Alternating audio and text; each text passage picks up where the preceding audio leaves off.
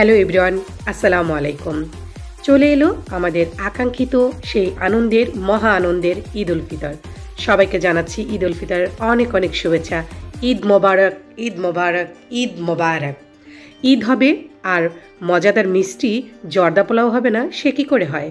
আমি আমার ফ্যামিলির জন্য কিভাবে খুব সহজেই মজাদার জর্দা পোলাও রান্না করি সেই রেসিপিটি আপনাদের সাথে শেয়ার করব। ধরে নিতে পারেন এটি ঈদ স্পেশাল জর্দা পোলাও রেসিপি আপনাদের জন্য।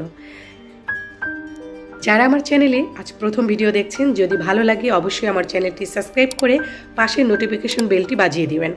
যারা সবসময় আমার সাথে আছেন আন্তরিক ধন্যবাদ জানাই।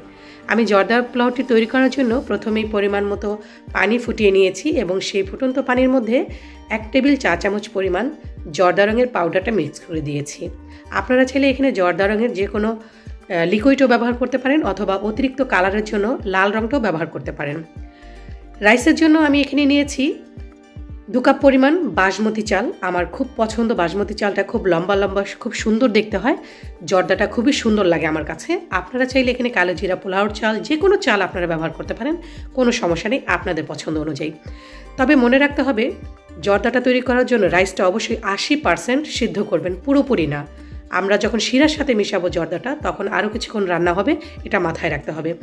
জর্দার ভাতটা যাতে কোনো রকমভাবেই নরম হয়ে না যায়, তাহলে জর্দাটা নষ্ট হয়ে যাবে। এবার আমরা শিরাটা তৈরি করব। চিনির পরিমাণটা আমি বলবো না, এর জন্য আমি এখানে নিয়েছি 1 কাপ পরিমাণ। আপনারা যতটা মিষ্টি পছন্দ করেন ওই অনুযায়ী চিনিটা অ্যাড করতে পারেন। আমি এখানে একটি মালটা জুস করে নিয়েছি ভিতরের মাংস সহ। মালটাটা অপশনাল, মালটাটা দিলে আপনার জর্দাটার মধ্যে খুব সুন্দর একটা ফ্লেভার দেয়, আমার কাছে খুব ভালো লাগে। আপনার হাতের কাছে না থাকলে অ্যাড না করলেও চলবে। যদি আপনি মালটাটা অ্যাড না করেন তাহলে এখানে আরেকটু পানি অ্যাড করে দিবেন, অতিরিক্ত পানি অ্যাড করা দরকার নেই। আমি এখানে কিছু লং অ্যাড করেছি, দারচিনি আর এলাচ অ্যাড করেছি। লংটা অবশ্যই অ্যাড করবেন, এতে জর্দার ফ্লেভারটা খুবই সুন্দর আসে। দিয়ে দিয়েছি একটি তেজপাতা। এখন এখানে অ্যাড করে দিচ্ছি 3 টেবিল চামচ পরিমাণ ঘি। যদি বলেন আপু ঘি ছাড়া তেল দিলে হবে না, অবশ্যই হবে, তবে জর্দার যে একটা শাহি ফ্লেভার সেটা মিস করে ফেলবেন। হাতের কাছে ঘিটা থাকলে অবশ্যই ঘি বা বাটাটা ব্যবহার করবেন, এতে জর্দার ফ্লেভারটা খুবই সুন্দর আসে। এখন এই শিরাটাকে খুব সুন্দরভাবে মিক্স করে ভালো করে বলকিয়ে নিতে হবে, মানে বলকা নিয়ে নিতে হবে। শিরাটা যখনই একদম রেডি হয়ে যাবে, মনে হবে যে না শিরাটা এখন রেডি হয়ে গেছে, সমস্ত গরম মশলার ফ্লেভারটা শিরার সাথে মিক্স হয়ে গেছে, ঠিক ওই মুহূর্তেই আমরা অ্যাড করে দিব সামান্য লবণ। আমি মিষ্টির মধ্যে লবণ পছন্দ করি, আপনার যদি ভালো না লাগে অ্যাড না করলেও চলবে। এখন আমি ভালো করে পানি ঝরিয়ে নেওয়া জর্দার রাইসটা এখন শিরার মধ্যে মিক্স করে দিচ্ছি। ভালোভাবে এখানে আমি নেড়েচেড়ে অ্যাড করে চুলোর আঁচটা একেবারে লোতেও রাখা দরকার না, হাইতেও রাখা দরকার নেই, মিডিয়াম পরিমাণ রেখে ঠিক এইভাবে মিক্স করে নিতে হবে। আপনার জর্দার রাইসটা যতটুকু শক্ত আছে ওই পরিমাণ শিরাটা আপনি তৈরি করবেন। এখানে আমি দিয়েছি কিছু ত্রুটি ফুটি, দিয়েছি কিছু কাজু বাদাম, দিয়েছি পেস্তা বাদাম এবং এখানে অ্যাড করে দিচ্ছি কিছু নর্মাল চিনি বাদাম। এখানে যে উপকরণগুলো সেগুলো আপনার যেটা ভালো লাগে, আপনার হাতের কাছে যেটা আছে আপনি সেটাই কিন্তু ব্যবহার করতে পারেন।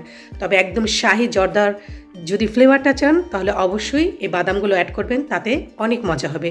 সব শেষে আরেকটি টিপস, অবশ্যই আরও একটু 2 টেবিল চামচ পরিমাণ ঘি অ্যাড করে দেব সবার শেষে, যাতে ঘিয়ের জন্য জর্দার কালারটা খুবই সুন্দর আসে, চকচক একটা ভাব আসে, আর ফ্লেভারটা তো অসাধারণ, এ তো আপনি বুঝতেই পারবেন।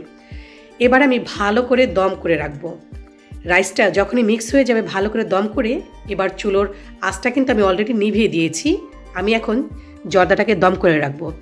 জর্দার আসল সিক্রেট হচ্ছে দম করে রাখা। যতক্ষণ দম করে রাখবেন ততই জর্দাটা খুব সুন্দর একটা মজার একটা স্বাদ দেয়। এর জন্যই রাইসটা সবসময় অল্প সিদ্ধ করে নিতে হয়, অন্তত 70 থেকে 80%, এর বেশি প্রথমেই সিদ্ধ করা যাবে না, যাতে লাস্টে আপনি যখন দম করে রাখবেন রান্না করবেন তখন যেন রাইসটা নরম হয়ে না যায়।